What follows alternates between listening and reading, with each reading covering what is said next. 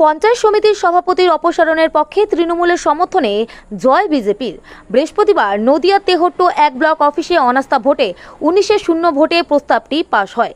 এর ফলে অপসারিত হলেন তেহট্ট 1 পঞ্চায়েত সমিতির সিপিএম সভাপতি ইমরান শেখ।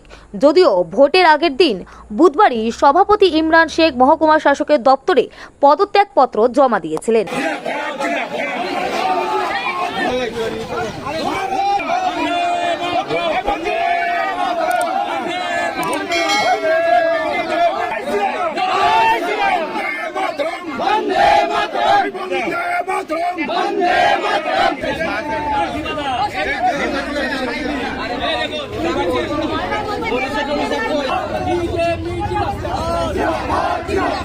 भारत माता की भारत माता की वंदे मातरम वंदे मातरम जय श्री राम जय जय श्री राम जय श्री राम।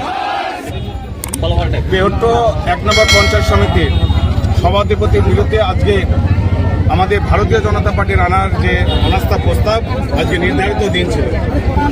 আর এই প্রস্তাবে আজকে মোট 19 জন সদস্যতা উপস্থিত ছিল।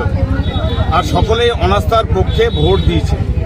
এলাকার সাধারণ মানুষের সঙ্গে সঙ্গে এলাকার অন্যান্য রাজনৈতিক সমস্ত মেম্বারগুলো তারা মানসিকভাবে প্রস্তুতি নিয়েছে যে পরিবর্তনের সঙ্গে সঙ্গে নদিয়া জেলা পরিবর্তন হয়েছে এবং সমস্ত মেম্বার যারা উপস্থিত হয়েছিল শুভাকাঙ্ক্ষী 33 জনের মধ্যে 19 জন উপস্থিত হয়েছিল।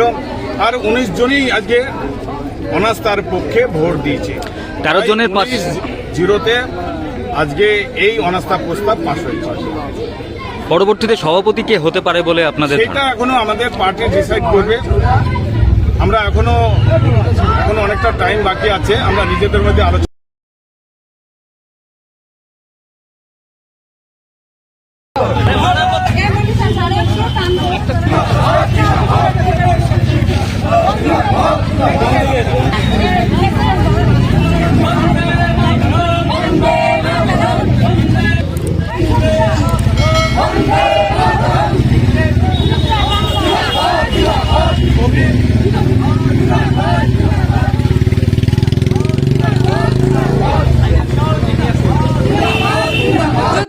এখনও আমাদের খবরের দর্পণ চ্যানেলটি সাবস্ক্রাইব না করে থাকেন তাহলে এখনই সাবস্ক্রাইব করুন, সঙ্গে বেল বাটনটি ক্লিক করুন আর পেয়ে যান সব খবরের দ্রুত ভিডিও আপডেট।